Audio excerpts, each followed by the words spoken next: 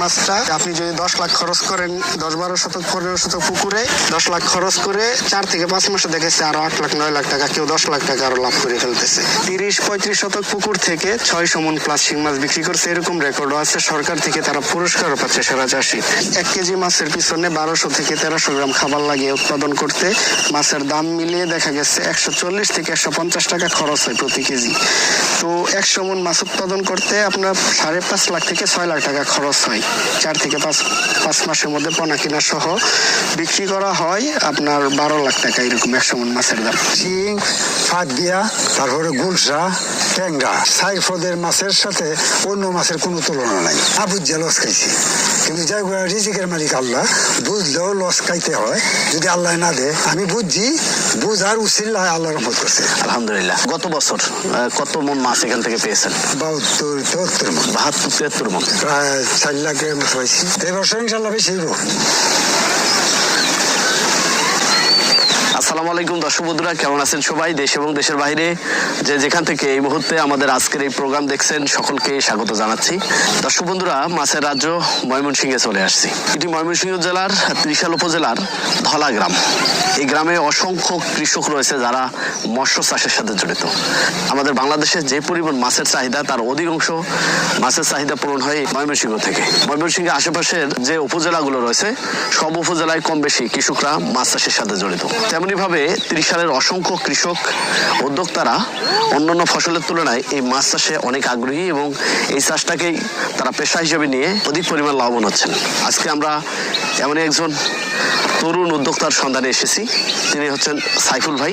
তার মৎস্য হ্যাচারির নাম হচ্ছে ফাতিহা মৎস্য নার্সারি। এইখানে যতদূর আপনার চোখ যাবে ততদূরে মাছের পুকুর পাবেন এবং এই ধরনের অসংখ্য মাছের হ্যাচারি পাবেন। কৃষকরা তার পুকুরে মাছ চাষ করতেছেন এবং সেখান থেকে ব্রুড মাছ সংগ্রহ করে তারা রেণু উৎপাদন করে সেটা আবার পোনায় পরিণত করে সারা বাংলাদেশে সরবরাহ করতেছেন। তো তেমনি উদ্যোক্তা সাইফুল ভাইও।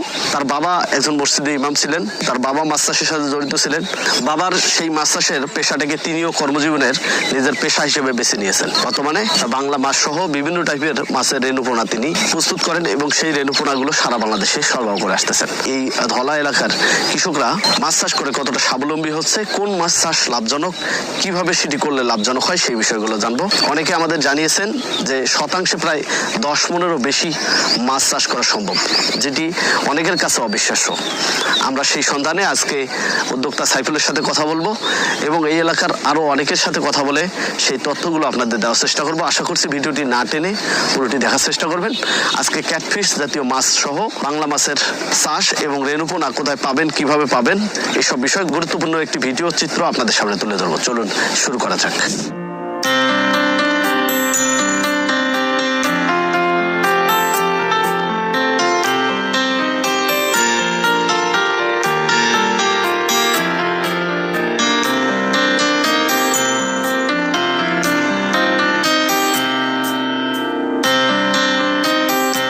পুকুরে নেমে কথা বলছি, আমরা সেই উদ্যোক্তা সাইফুল ভাইকে পেয়েছি। একটু আগে এই পুকুরে জাল টানা হয়েছে এবং এখানকার যে পোনাটা খুব দ্রুত জেলেরা নিয়ে গেছে। একটু আপনার সাথে পরিচিত হব, সেই সাথে জানতে চাবো যে আপনাদের এই এলাকায় কোন ধরনের মাছগুলো চাষ হচ্ছে এবং এখন যে জাল টেনে পোনা তুললেন এটা কোন জাতের মাছ ছিল, কতদিন থেকে এগুলোর সাথে সম্পৃক্ত, একটু বিস্তারিত জানতে চাই।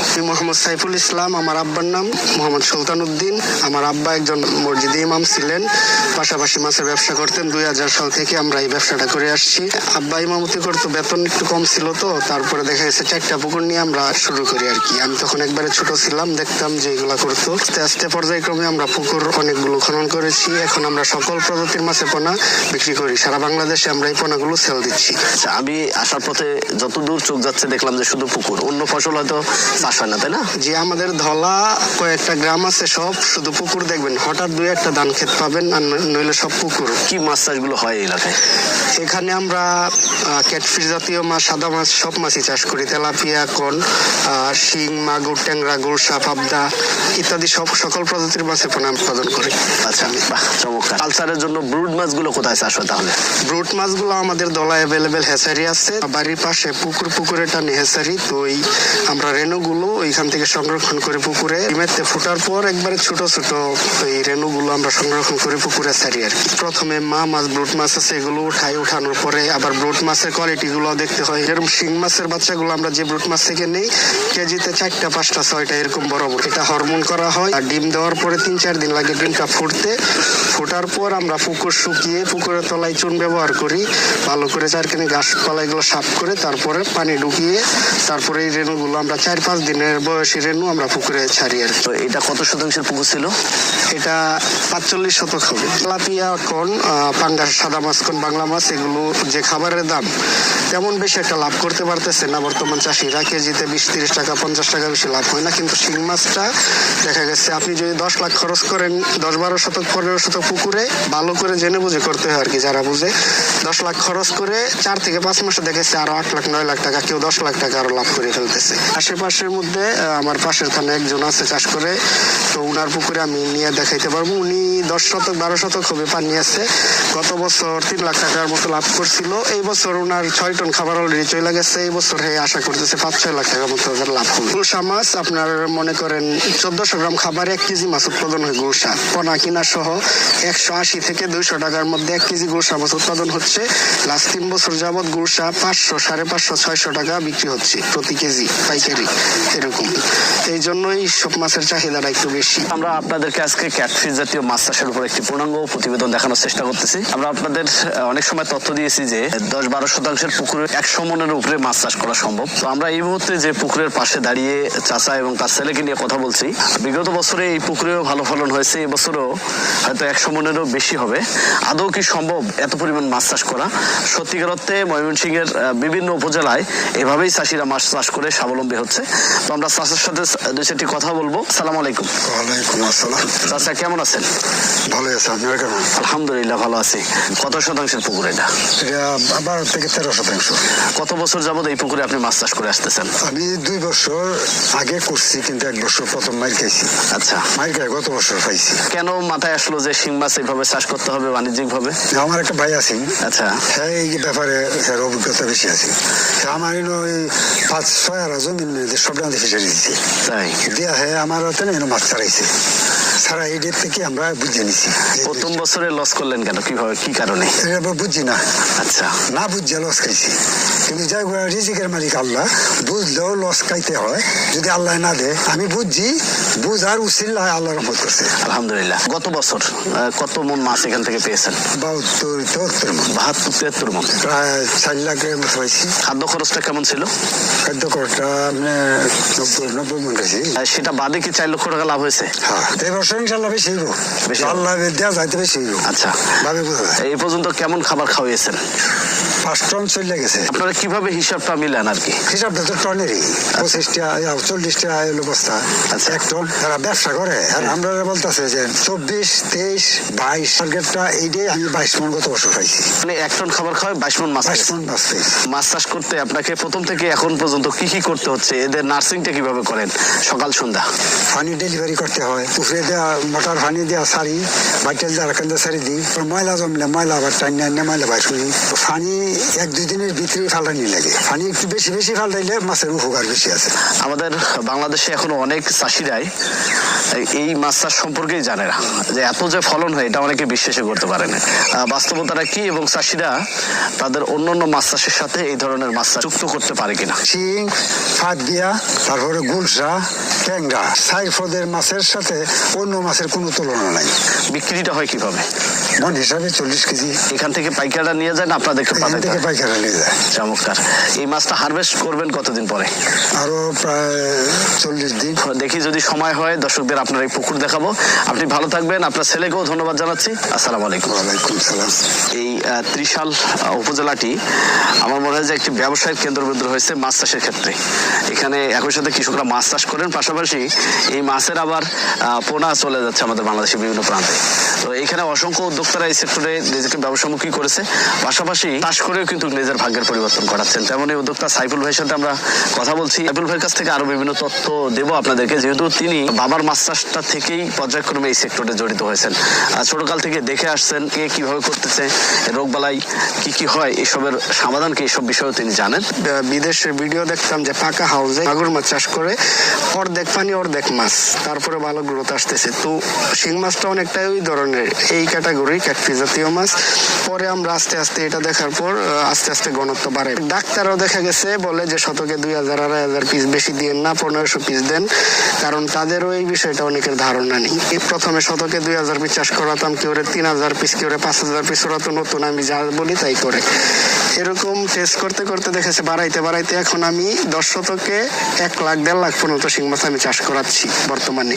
আচ্ছা সাইফুল ভাই, যেটি জানতে চেয়েছিলাম যে যেহেতু আপনি ছোট থেকেই মাছের সাথে জড়িত, তাই না? আপনার বাবা করতো, আপনিও করেন। জি জি। তো এটা এখন ব্যবসায় পরিণত হয়েছে এবং নিজেকে এখানে উদ্যোক্তা হিসেবে তৈরি করেছেন।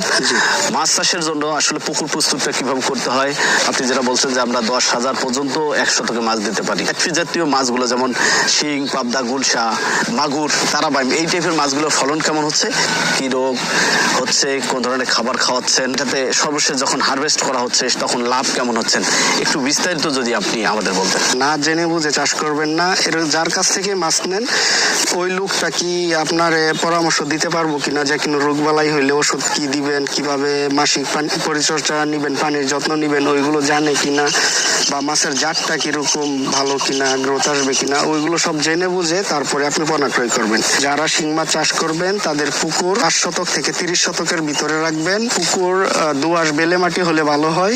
পুকুরের গভীরতা রাখবেন 7 থেকে 8 ফিট, সর্বনিম্ন 5 ফিট রাখতে হবে, কারণ শিং মাছ অতিরিক্ত গরমকালে পানি গরম হলে দেখা গেছে সমস্যা হয়, শরীরে গাটার সমস্যা হয়। সর্বনিম্ন 5 ফিট গভীর রাখতে হবে পানির, উপরে 10-12 ফিট থাকলেও সমস্যা নেই।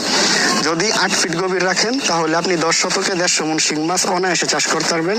পোনা দেওয়ার 4 থেকে 5 মাসের মধ্যে 15টা থেকে 20টা কেজিতে আসবে। পানির যত্ন নিতে হয়, মাছ যখন বড় হয় খাবারটা একটু বেশি পড়ে, তখন পানিটাও একটু চেঞ্জ করতে হয়, এরকম লাইন গার্ড রাখতে হবে পুকুর যেখানে নেন।